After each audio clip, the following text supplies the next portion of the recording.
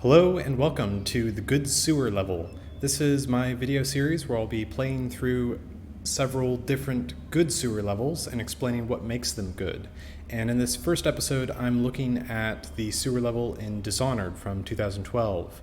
Right now, at this point in the game, we are still in the Cold Ridge Prison, I think is what it's called, and we're about to head to the sewer just out this way. So if you haven't played the game, this is an immersive sim with different stealth gameplay systems, and we've been framed for the assassination of the Empress, and we are escaping prison where we have some friends who are going to help us. So, at this point, we're still kind of going through different tutorial systems.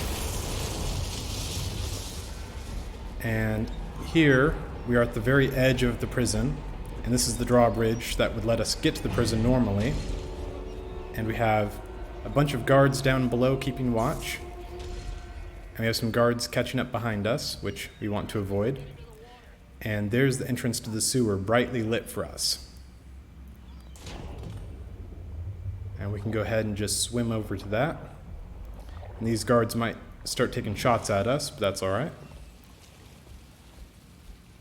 So you have City of Dunwall Waterworks. And you can see this is... it's not actually functional as one, but it appears to be kind of a sluice gate that could rise or lower based on water overflow coming out of the sewer and draining into this area, which is kind of dammed off.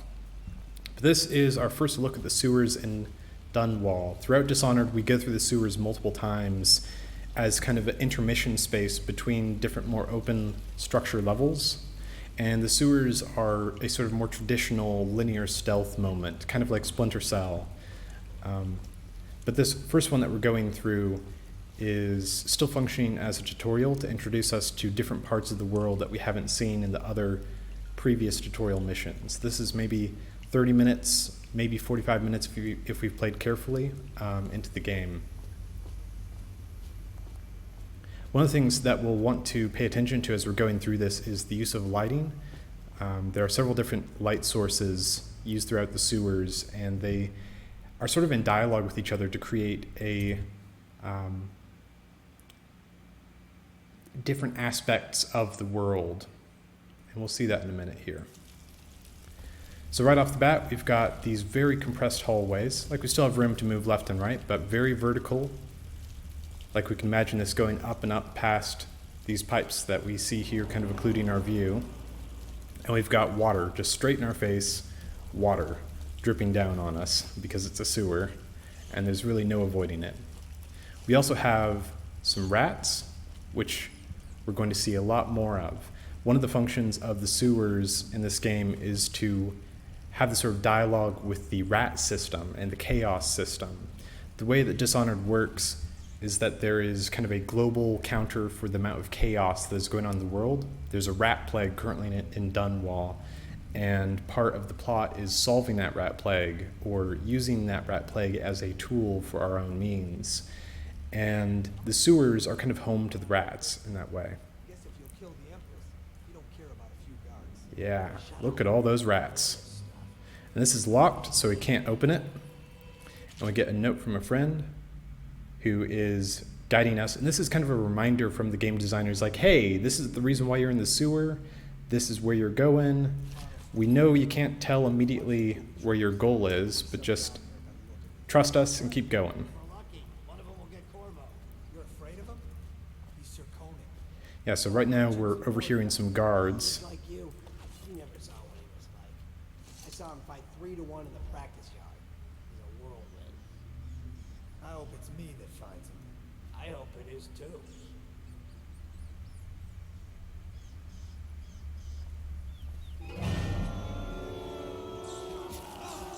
And this is very gruesome, but this is introducing us to the danger of rat swarms.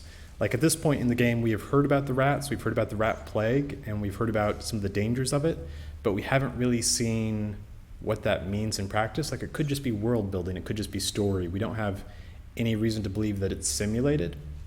But the way that Dishonored works is it tracks chaos, which is basically the number of enemies that you kill in a mission, And that affects the number of rats that spawn into the map and the number of weepers, which is a kind of plagued character.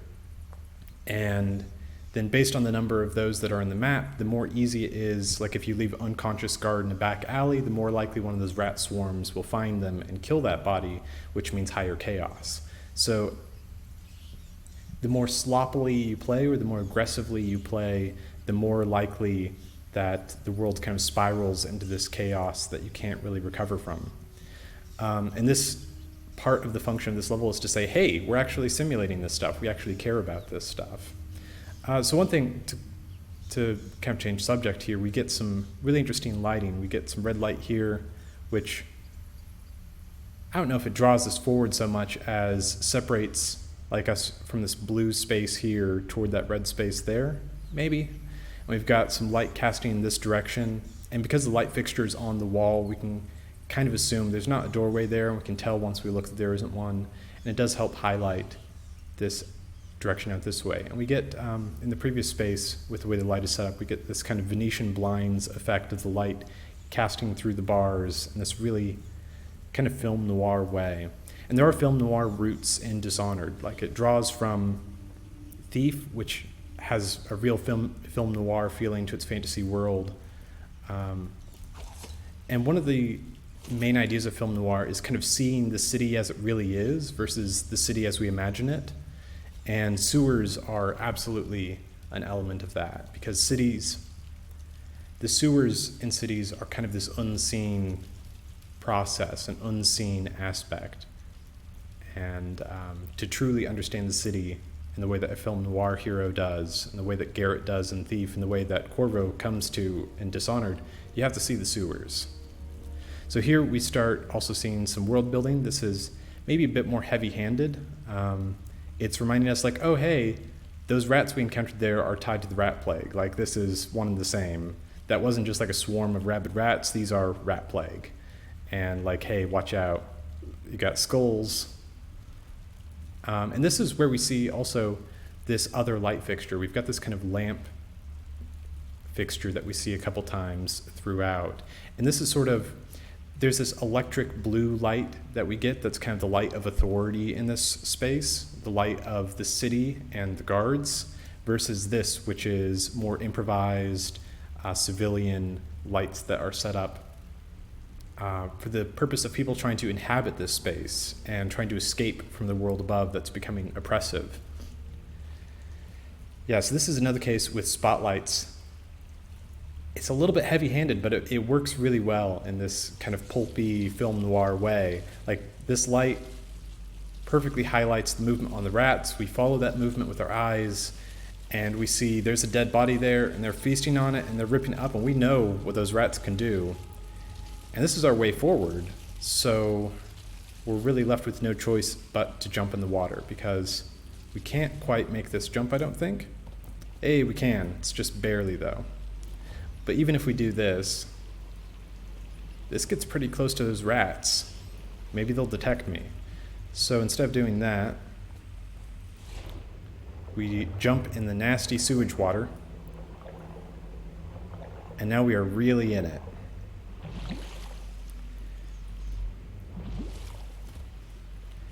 I also want to highlight this space is really interesting for the way, like you can see the outer brickwork creates this sort of cylinder shape, but then all this metal framework and all this metal piping kind of re-squares it.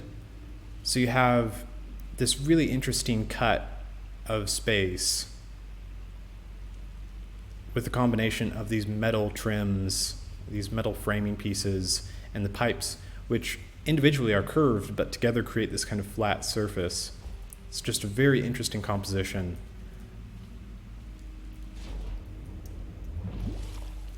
And here we get, again, one of those lanterns that has been placed. This one, it's a little bit harder to believe that like some civilian went through here and dropped in a lantern and was going to camp up here. Maybe that's who that dead body was over there. But the purpose here is to highlight, hey, this is the way forward. And also, like we've got two different lights with this purpose. We've got this spotlight up here, like directly shining on this to say, hey, go this way. We've got this to draw our eye. in sharp contrast to the darkness around it. And we have this yellow sign that says no trespassing. And sure, it says no trespassing, but like it's bright yellow against this kind of muted dark brown and gray. It basically means go this way, which is kind of funny. But here we get this really low arch, which is a really subtle curved arch. Normally when we see arches in games, they tend to be like full like circle arches and not like this really subtle kind of arch. But it creates this gorgeous little threshold that we cross through here that gradually reveals the space. Like, this reveal here is just so beautiful. And we're going to see that a couple more times in this level and also in other sewer levels throughout Dishonored. I'm not sure in this video series if I'll get around to all of those, but yeah.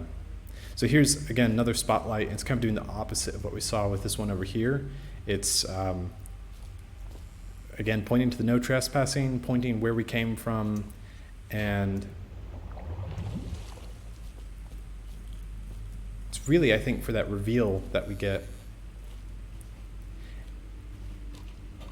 One thing that's also interesting, so we have, I mentioned this sort of high-tech blue light that is the source of like the guards moving through this space trying to track me down. We have the lanterns, which I think we have one up there that we'll see in a minute that's kind of flickering and causing this yellow light. And we also have lights like this, which are these glimpses to the outside world, because it's important to remember sewers don't just exist in abstraction. They aren't just like underground cities totally separate from the city above them. They are tied together, and the sewers are drawing from the city above them and processing the waste of the city.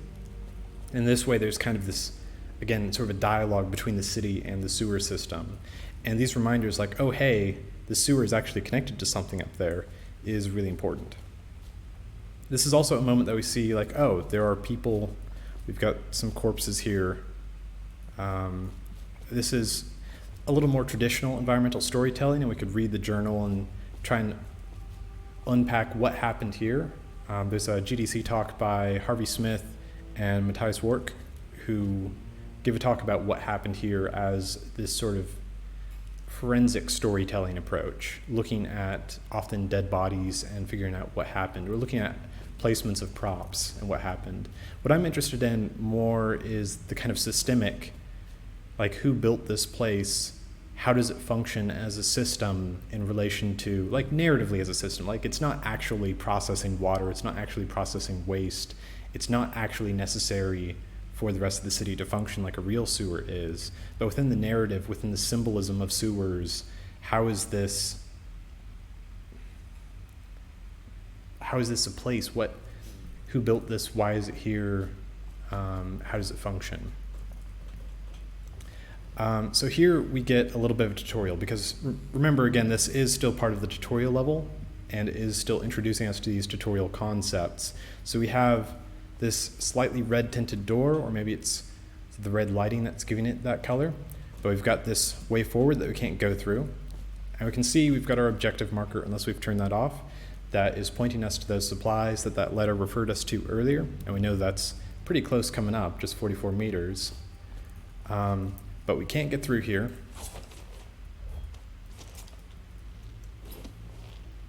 We've got this great big red wheel. Like, this is huge. Like, compared to human scale, this is a massive wheel. If you put this, like, compared to a Half-Life 2 crank wheel, which is like this size, this is just absurd. But I suppose part of the reason for a real-world wheel to be this big is because you need leverage if you're cranking something that big, and bigger wheel, more leverage, easier to turn, maybe something like that. Again, we get this yellow lantern, which is more tied to like the people trying to live in the sewers. In this case, I think it's again more just highlighting like, hey, this is really important. And we get this sort of dynamic, sharp shadow of the body here, because if we try and crank the wheel, we get the corpse blocking it. And this is to introduce us, hey, you can pick up corpses and you can drop them, which is going to be really important in missions later on, especially if you're knocking guards out or you're trying to be stealthy, because if you just knock somebody out and you leave them in the middle of a hall, another guard patrol comes through and they'll find them. So you need to be moving bodies around a lot in this game. Other important thing here is that this cranked wheel is one that we have to hold all the way in order for it to complete. If we let go of it partway through, it will drop back down and we won't be able to pass. And this is a tutorial for the section we're about to get to. One other thing, again, with these bars, and we've just been in a prison level, and like didn't mean to jump off there, but like we've just been in prison, we've seen a lot of these bars, but again, there's this kind of film noir feeling to the like Venetian blinds of these really sharp shadowed lines. In reality, would you get this crisp of shadows coming off of these kind of lanterns, especially when you have 3 of them here in a cluster? Probably not, but you know, it works. It's cool. All right, and at this point we've got a junction in the sewer, and I think we have a map here. Let me see if I can pull that up. I'm trying to remember, it's been a little while.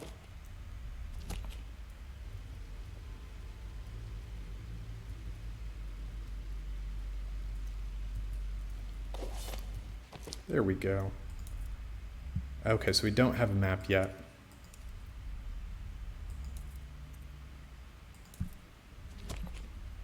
But so far, going through the sewers, everything has been pretty linear. And this is just a small junction off to the side where you can see there's a little cubby with some supplies. And we can eat these things to regain some health. We can pick up bottles and throw them and use that to distract guards. And this is just all kind of optional exploration and more set dressing as part of that sort of what happened to your storytelling. And here we have some lights that are off. It's kind of interesting in this space. We've got, it feels like there's a light source here, but I don't see where it's coming from. Like there's just kind of an ambient blue glow to this space, as if there is light coming down from the ceiling, but there's not any actual source I could point to. I think that's all right. Like most players are going to be passing through this space and not be paying incredible attention to the realism of lighting. Most games there's a degree of faking the lighting to achieve the effect that we're after. Although here we now get, I guess you could say this is maybe bounce lighting reaching all the way in here. Here we get one of my favorite parts of the Dunwall Sewers. Headed to the flooded district? Yeah, screw that. That's too far. I don't want to catch the plague. You? No. Doesn't the elixir prevent it? Maybe. Either way, let's just jump them down there. Let the rats eat. Here again, we have, like, this is just a massive space and it's gorgeous, and the architecture here is just so lovely. Like, if you change the materials on this so that it was this really bright white, clean, polished stone and like gold trims, this could be inside the palace instead of at the bottom of a sewer. Like, this is just a gorgeous space. But it's also doing several different things. Like, this is functioning as a tutorial, again, with the rats. It's talking about how the rats as a system work. And it's talking about how the dead body and chaos system works. And it's reminding us, hey, here's a dead body, which we have to probably move, and here's a crank, which we probably have to turn. And at the same time as it's doing that, it's also reminding us, hey, the sewer exists alongside the world above it. There's a city up there, and this city is doing this kind of out of sight, out of mind behavior with the sewers of like, oh, let's just throw the bodies down here, it won't matter. Even though what that's really doing is feeding this system that is the rats and is chaos. Because what happens here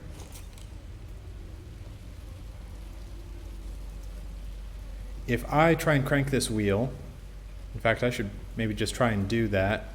They might just eat me up. I forget how aggressive these rats are. It's been a couple years since I've played this, so maybe I won't try and turn that wheel. But that's our way forward. And you can see with the angle the light's coming in, it's like very well lit. It's the most lit side of the room. Like the exit's not going to be over here where it's dark and dingy. We also have a little bit of light poking through at the bottom of it, so we know there's something on the other side. Oh, these rats are a little hungry. You can hear it in the music. We know there's something on the other side because of that light down there. And again, bright colored red wheel. It's the only thing in this space that's red, except for the trims up here, which say, hey, climb up here. This is a point where you can be safe from the rats. So let's go ahead and throw all these bodies down.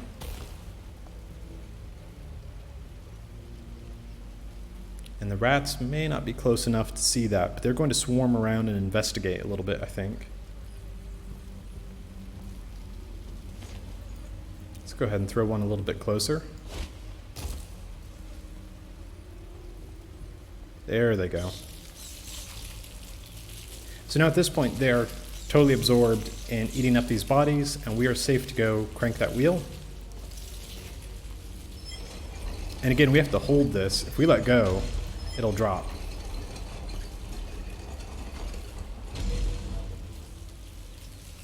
At this point, we could go forward, but I want to show something else off here. Suppose that I throw this body in a way that is actually really bad and doesn't let me crank that wheel. And now I'm out of bodies. You can see they're throwing more corpses down this pipe.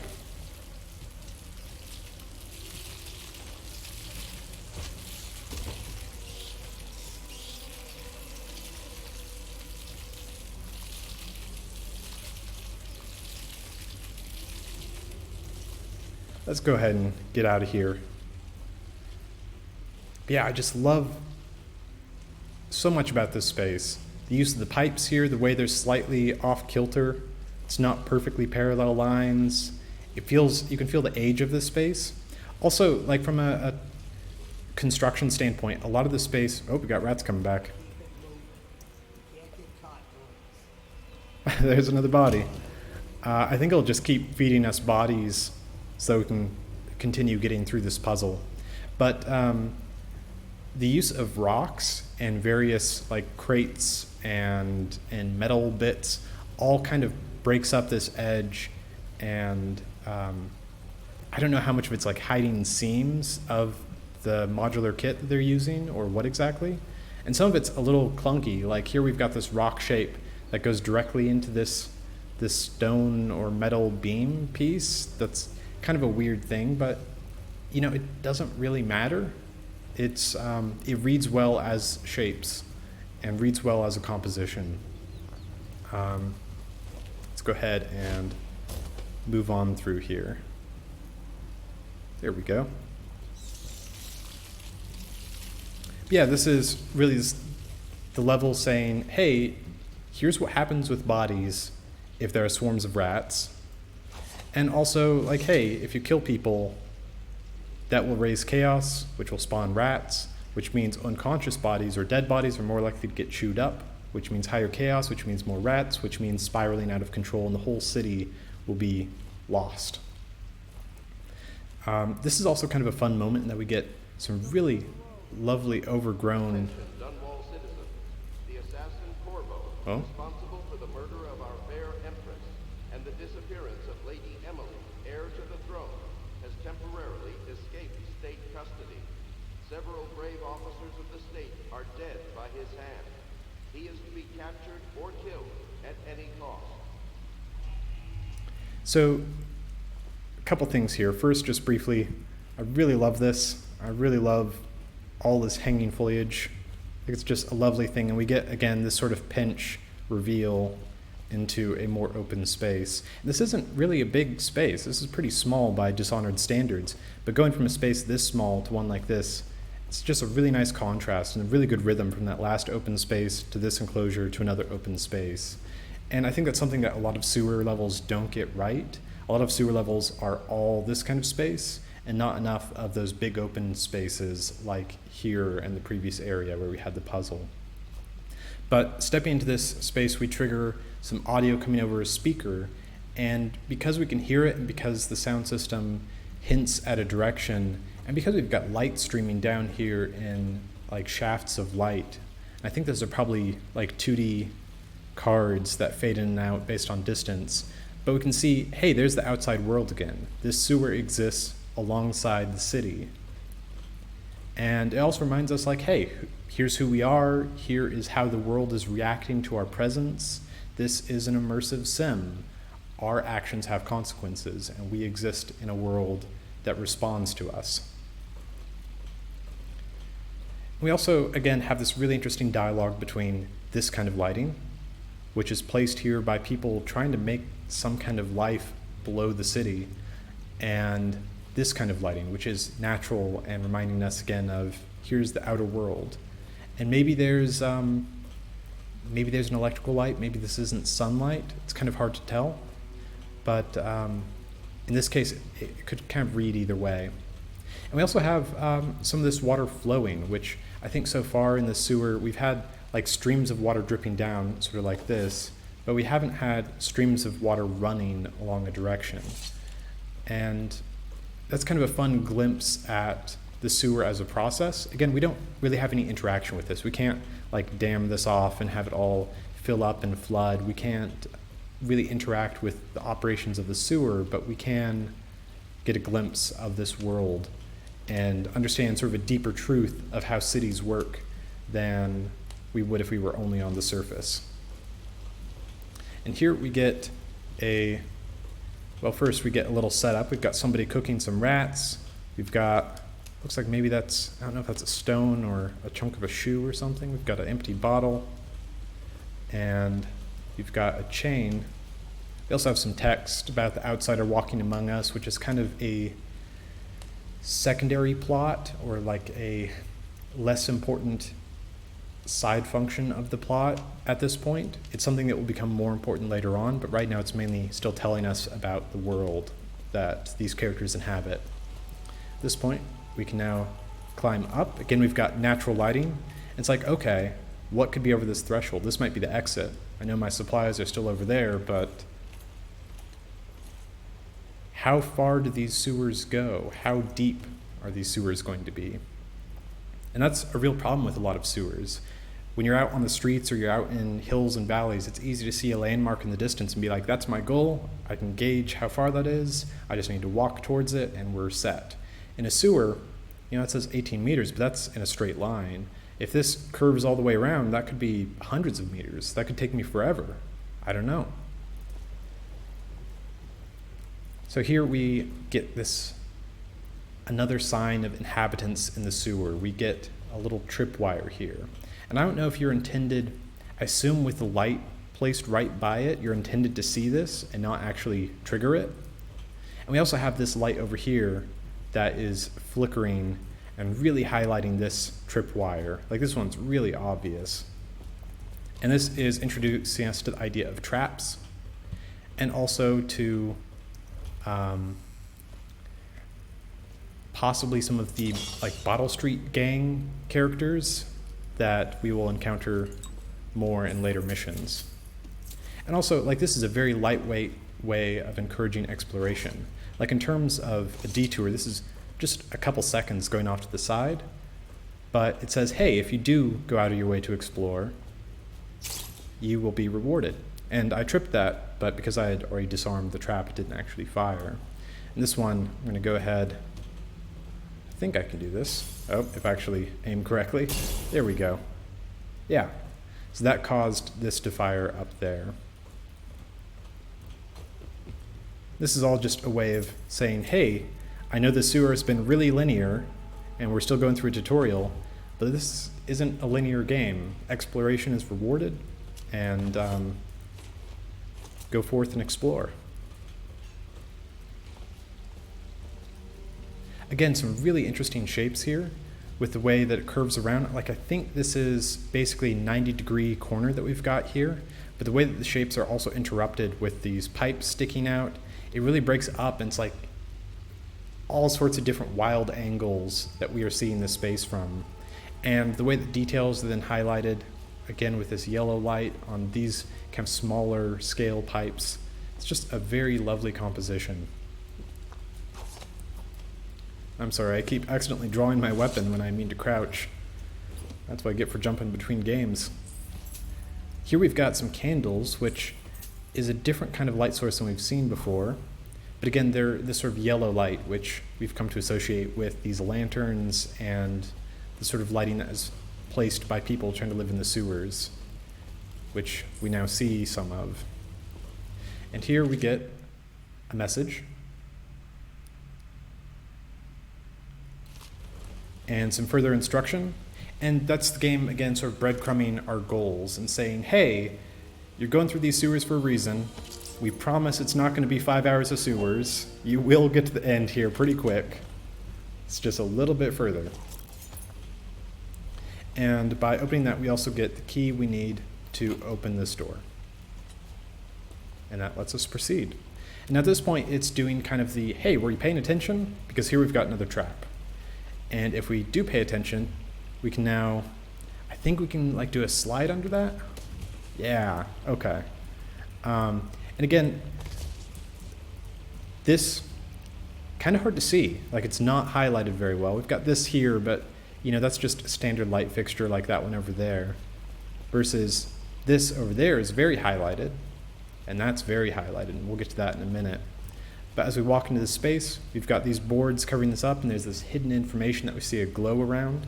As we step forward, we see more of it, and we see this trap firing device highlighted very clearly if we're paying attention. And if we aren't paying attention, it tries to blow us up, which it wouldn't kill us, it'd just take a good chunk of our health and set us on fire, and we'd have to jump in the water to put that fire out. But it's a way for the game to say, hey, were you paying attention? Are you still paying attention? This isn't just an action game. You gotta take your time. Now here also we get, this is kind of fun, we get a safe.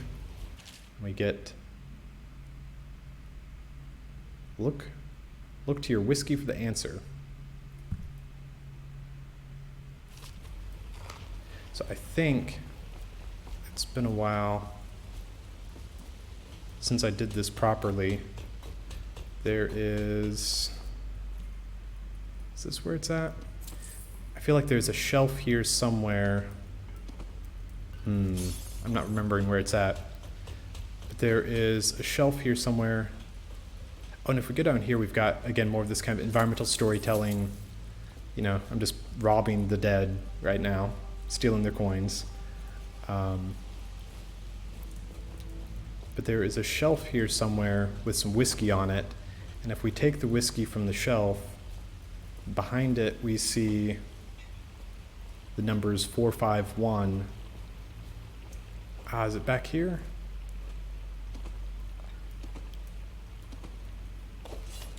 It's a little hard for me to tell with my screen right now. Yeah, I think it's there. Yeah, 451. I've got some sunlight coming in on my screen, which makes it a little hard to see. But for those of you who don't know, 451 is a reference to Ray Bradbury's Fahrenheit 451, which is kind of the immersive sim code. A lot of immersive sim games have it. I think it started with either Thief 2. I think its warehouse mission, which was the second or third mission, had a warehouse door code of 0457, which is a little bit off to the side. Oh, hang on a second. He won't get past me, sir. Do you know who we're hunting here? Don't try to take him out alone. But what if no one from the squad is around? Then try to make a lot of noise when you're down. Knock something over if you can. Bastard. Yeah, 451 goes back to Thief 2 and also maybe to System Shock 1. Die sometimes in the dark. Slip into the water, don't come out. So here at this point, these guards are talking about, you may have heard one of them mention weepers. It smells like weepers down here. And the thing that you learn, you don't learn it in this sewer, but you learn it in a later sewer, a couple levels on, that weepers are plagued humans. And it's kind of a zombie-like state that they go into, where their eyes start going blind and weeping blood and all sorts of nastiness, and I think they vomit, and it's real gross. Let me hop back up here for a second, if I can. Oh, maybe not. Hey, what was that? No, I heard something. Well, that was not the one I intended to have out, but okay.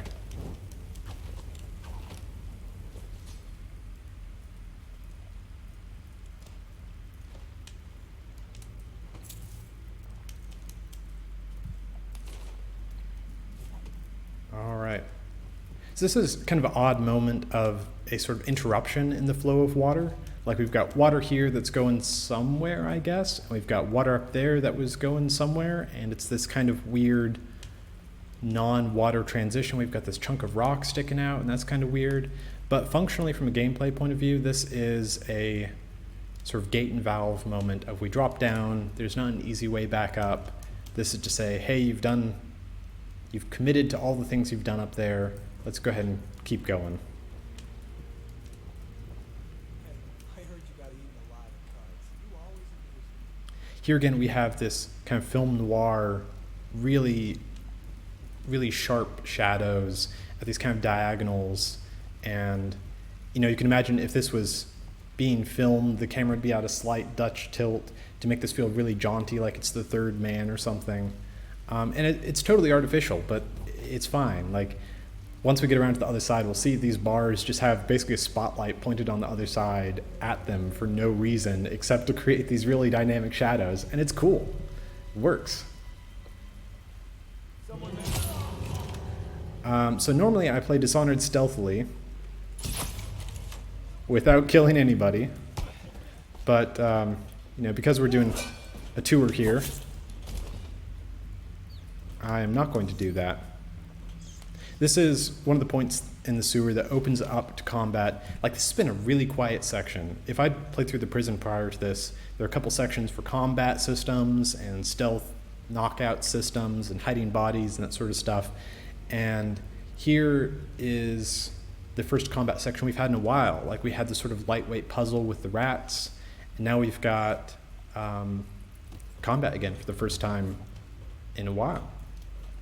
And it really gives us a choice. Like, let me go back around to this to really highlight it. You come around this corner here, and it's saying, hey, choice A, go through the light, which is to say, probably draw attention and fight these guys head on, or take this little sneaky route, probably crouch, maybe pick up this bottle as a distraction, duck behind this piece of cover, maybe peek out to the side if you need to. Maybe, if you want to, you can even skip over them altogether and climb on these pipes up here. And maybe there will be some little rewards if you go investigate. Like, as far as this level has gone so far, this is actually opening things up pretty far. We also get more of this really fun curved architecture. Like this middle pillar here, if we go all the way around it, we can see it's just a really interesting shape with these framing elements breaking it up and creating something really dynamic. Like, that's just gorgeous. Like, the negative space here is just gorgeous. And it's like layers of space. I've got this subtle fog going on. It's all, I love it very much. It's all very, very beautiful. And it's a sewer, right? Like, sewers have no rights being this pretty. Most real world sewers are not this pretty, and most of them are not this big. But it's a fantasy game. Yeah, with this combat, we could either go straight into combat like I did, we could sneak over the top, we could try and knock them out one by one, we could try and swim, which is normally what I do. Normally I try and get to this water real fast and swim all the way out of sight where these guards aren't even going to notice me. So even though it's a very simple and very constrained space, it is giving us all these different choices. And like I mentioned on the other side, this is like a really artificial thing. Like, why would you set up this light source to highlight this whole row of parallel pipes? Like, that's just silly. But again, who cares? It's moody, it's cool, and it works. We've got kind of another version of that same thing going on with this side, where it's, again, very film noir. We could imagine the hero of the third man or something highlighted against this and silhouetted, and it's just totally soaked in mood. Like, this is the most moody, atmospheric sewer in video games I think I've ever played. All right, so now one thing with that space before I move on, as open as it is and as big as this sort of vaulted ceiling space feels, we don't really know how far underground are we? Like, how is this tied back to the city? We've kind of lost track. We've kind of forgotten how this relates to the city above us. And what we're going to get in this next section is another one of these pinches that I talked about, where it's this really low, broad arch And it's going to do every tool in the book Attention, Dunwall citizens. to try and have us look up. Corvo, responsible for the murder of our fair empress and the disappearance of Lady Emily, heir to the throne, has temporarily escaped state custody. Several brave officers of the state are dead by his hand. He is to be captured or killed at any cost. So one thing there, like this is very similar to that earlier section where we entered that room, like after the rat puzzle room with the bodies falling down from the tube, we had that room that we entered where there was the speaker going over the top and the river kind of running down to one side. And that, when I talked about that scene, what was going on there was relating our existence and reminding us of our existence within this larger world and this fiction and giving context to our interactions. And that's what's going on again, but also it's responding to us. It's saying, hey, a couple of these guards died because of the way that we've been playing so far. And if we played through this stealthily, if I hadn't killed any guards in the prison, I hadn't killed any guards in this level, then that announcement would have been different. It wouldn't have said, oh, he's responsible for the death of several brave officers of the law, or whatever exactly it was. It would have skipped that entirely. I forget the exact line of dialogue, but may have even said, like, he's just disappeared without a trace, or something like that. And that's the world reacting to you, and the game saying, hey, we're paying attention.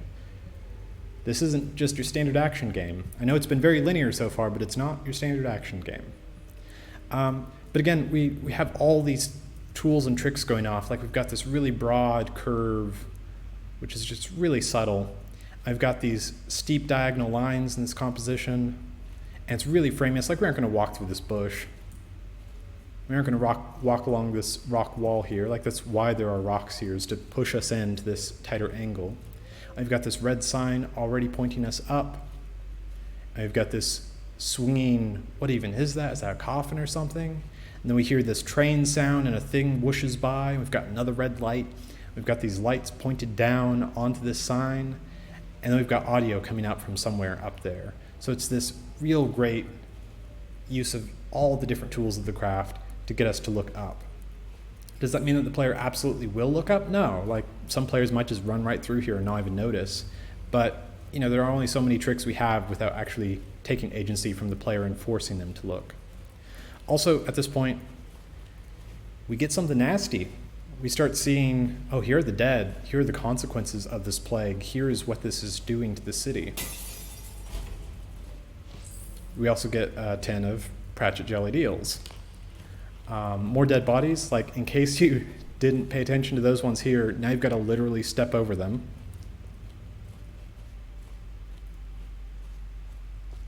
And now we get this gorgeous reveal.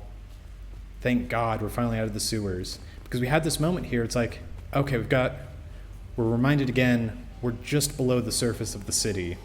The city's just up there. And it is also getting darker out, I think. It's hard to tell, but it was kind of early afternoon when we got in here. Now it looks almost like dusk. But like we turn this corner, it's like, oh God, how many more layers of sewer are there? How deep and long does the sewer go? How much have we got left to do? But then we turn the corner and it's just directly into sunlight. And the way it's framed, like to have us come out on, I don't know if this is a 45 or like a 30-degree angle or what exactly, but it's just perfectly into these light shafts through the bars of this sluice gate. And we've got these pipes going across the top again to kind of threshold this space and create depth and layers as we move through it. And fresh air. We are out of the sewers. I'm Samuel, and I work for some good people who want very much to meet you. Well, they said you'd come out here. I could still hardly believe it. I'll take you to meet them. Just down the river from here. All right, well, that's the sewer level, or the first sewer level, as there are more within the game, of Dishonored. And that is going to be it for the first episode of the Good Sewer Levels, my video series on playing through sewer levels that I like. I think next time I'm going to look at one of the sewer levels in Wolfenstein: The New Order. I might also look at the sewer level in Titanfall, Titanfall 2 specifically. But I think that's going to do it for this time. Thank you all for joining me.